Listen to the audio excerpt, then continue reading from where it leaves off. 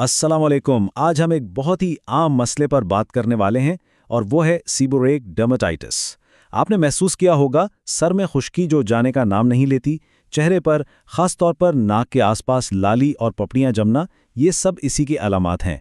लेकिन घबराने की बात नहीं है। अच्छी खबर यह है कि इसे काबू में रखा जा सकता है और आज हम यही जानेंगे कि कैसे। तो अगर सर में मुसलसल खुश्की रहती है, भौंवों में पपड़ियां जमती हैं या नाक के इर्द गिर्द की जिल्द सुर्ख और खारिशज़दा महसूस होती है, तो ये गुफ्तगू बिल्कुल आपके लिए ही है। ये सीबोरेक डर्मेटाइटिस की सबसे आम निशानियां हैं और आज हम इसी का हल ढूंढने की कोशिश करेंगे। तो सीबोरेक डर्मेटाइटिस आखिर है क्या चीज़? सीधे अल्फाज में ये जिल्द की एक किस्म की सोजिश है जो जिस्म के उन हिस्सों में होती है जहां तेल पैदा करने वाले गुदूद ज़्यादा होते हैं, जैसे कि हमारा सर, चेहरा, खासकर नाक के आसपास और भमें, और कभी कभी सीने पर भी। इसमें होता यह है कि जिल्द पर चिकनी जर्दी माइल पपड़ियां सी जम जाती हैं। आज की इस गुफ्तगू में हम सबसे पहले तो इसकी असल वजह को समझेंगे। फिर हम इन ओवर द काउंटर चीज़ों पर नज़र डालेंगे जो इसके इलाज में मददगार साबित होती हैं। इसके बाद एक बहुत ही आसान सा रूटीन बनाएंगे, उन आम गलतियों के बारे में जानेंगे जिनसे बचना है, और आखिर में ये देखेंगे कि वो कौन सा मौका है जब डॉक्टर से मिलना ज़रूरी हो जाता है। चलें अब ज़रा गहराई में उतरते हैं। ये समझना बहुत अहम है कि ये मसला होता क्यों है, क्योंकि जब तक वजह समझ ना आए, सही इलाज तक पहुंचना मुश्किल होता है। इसकी कहानी ना बड़ी सीधी सी है, बस 3 मरहले हैं। पहला, हमारी जिल्द कुदरती तौर पर एक तेल पैदा करती है जिसे सीबम कहते हैं। दूसरा, हमारी जिल्द पर एक आम सा खमीर यानी यीस्ट मौजूद होता है जिसका नाम मेलासीजिया है। ये खमीर इसी तेल को अपनी खुराक बनाता है।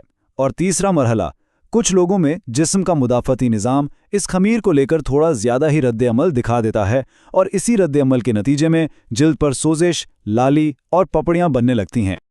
अब एक बात बिल्कुल साफ समझ लें, इसका ताल्लुक सफाई सुथराई की कमी से बिल्कुल नहीं है और ना ही ये कोई छूत की बीमारी है जो एक से दूसरे को लग जाए। ये सिर्फ जिल्द के तेल, उस पर रहने वाले खमीर और जिस्म के अपने मुदाफ़ती निज़ाम के दरमियान एक ख़ास किस्म के रद्द-ए-अमल का नतीजा है। तो इसके बारे में परेशान या शर्मिंदा होने की कोई ज़रूरत नहीं।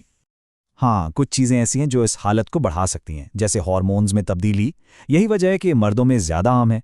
इसके अलावा जहनी दबाव, मौसम की तब्दीली, कोई बीमारी या यहाँ तक कि शराब नोशी भी इसके फ्लेयर अप्स यानी भड़काव का सबब बन सकती है। अच्छा, मसला तो समझ आ गया। अब आते हैं हल की तरफ। खुशकिस्मती से बहुत से मौसर इलाज किसी डॉक्टर के नुस्खे के बगैर भी दस्तयाब हैं। इस हिस्से में हम उन्हीं अहम अज्जा पर बात करेंगे जो इस मसले को काबू में रखने में मदद कर सकते हैं। इलाज की हिकमत अमली 3 बुनियादी सुतूनों पर खड़ी है। पहला, मेलासेजिया खमीर की तादाद को कम करना। दूसरा, जिल्द की सोजिश और लाली को ठंडा करना। और तीसरा, जो पपड़ियां और छिलके जम गए हैं उन्हें नरमी से हटाना।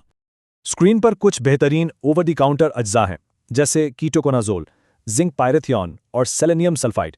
ये सब एंटी फंगल हैं, मतलब ये मसले की जड़ यानी खमीर पर हमला करते हैं। फिर है सैलिसिलिक एसिड, ये केराटोलिटिक है, यानी ये जिल्द पर जमी हुई पपड़ियों को नरमी से साफ करता है। ज़िद्दी छिलकों के लिए ये बेहतरीन है। सल्फर भी एक कमाल की चीज़ है, ये खमीर को कम करने के साथ साथ सोजिश को भी आराम देता है। और आखिर में है हाइड्रोकॉर्टिसोन क्रीम, जो शदीद फ्लेयर अप के दौरान लाली को फौरी तौर पर कम करने के लिए बहुत मुअस्सर है। तो अब जब हमें मालूम हो गया है कि कौन से अज्जा काम करते हैं, तो आइए देखते हैं कि उन्हें अपनी रोज़मर्रा की ज़िंदगी में शामिल कैसे करना है। याद रखें, एक मुस्तकिल और सही रूटीन ही कामयाबी की कुंजी है। जब हालत बिगड़ी हुई हो यानी फ्लेयर अप के दौरान, तो एक ज़्यादा तवज्जो तलब रूटीन की ज़रूरत होती है। कोई भी अच्छा एंटी फंगल शैम्पू रोज़ाना मुतासरा जगह पर इस्तेमाल करें, चाहे वो सर हो या चेहरा। झाग बनाकर इसे धोने से पहले कुछ मिनट लगा रहने दें ताकि वो अपना काम कर सके। इसके बाद एक हल्का सा मॉइस्चराइज़र लगाएं, और अगर लाली बहुत ज़्यादा है तो हाइड्रोकॉर्टिसोन क्रीम दिन में 2 बार इस्तेमाल की जा सकती है, लेकिन याद रहे इसे 2 हफ्तों से ज़्यादा इस्तेमाल नहीं करना है। और जब अलामात काबू में आ जाएं, तो उस बेहतरी को बरकरार रखने के लिए एक मेंटेनेंस रूटीन पर अमल करना ज़रूरी है। अब एंटी फंगल शैम्पू रोज़ाना के बजाय हफ्ते में 2 से 3 बार इस्तेमाल करें, लेकिन मॉइस्चराइज़र का इस्तेमाल रोज़ाना जारी रखें ताकि जिल्द की नमी बरकरार रहे। ये रूटीन मुस्तकबिल में फ्लेयर अप्स को रोकने में मदद देगी। और हाँ, एक बहुत अहम बात, मॉइस्चराइज़र को कभी नहीं छोड़ना। अक्सर लोग सोचते हैं कि तेल वाली जिल्द पर मॉइस्चराइज़र की क्या ज़रूरत है, लेकिन सच ये है कि एक सेहतमंद स्किन बैरियर सोजिश को कम करता है और इलाज को बेहतर तरीके से बर्दाश्त करने में भी मदद देता है। अब आते हैं उन आम गलतियों की तरफ जो लोग अक्सर करते हैं और जिनकी वजह से उनकी सारी मेहनत ज़ाया हो सकती है। इनसे बचना उतना ही ज़रूरी है जितना सही इलाज करना। सबसे बड़ी गलती ये होती है कि जैसे ही जिल्द थोड़ी बेहतर नज़र आने लगती है, इलाज छोड़ दिया जाता है। याद रखें, सेबोरेक डर्मेटाइटिस एक दायमी हालत है। ये जड़ से ख़त्म नहीं होती, इसे सिर्फ कंट्रोल किया जा सकता है। इसलिए बेहतरी आने के बाद भी मेंटेनेंस रूटीन पर कायम रहना बहुत बहुत ज़रूरी है।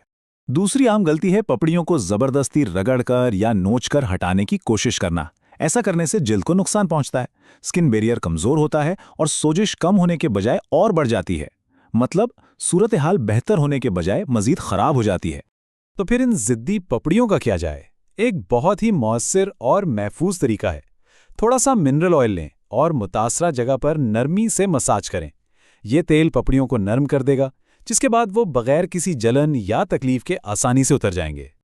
आखिर में ये जानना बहुत ज़रूरी है कि कब घरेलू इलाज काफ़ी नहीं होते और कब एक माहिर यानी एक डर्मेटोलॉजिस्ट से मदद लेने की ज़रूरत पड़ती है।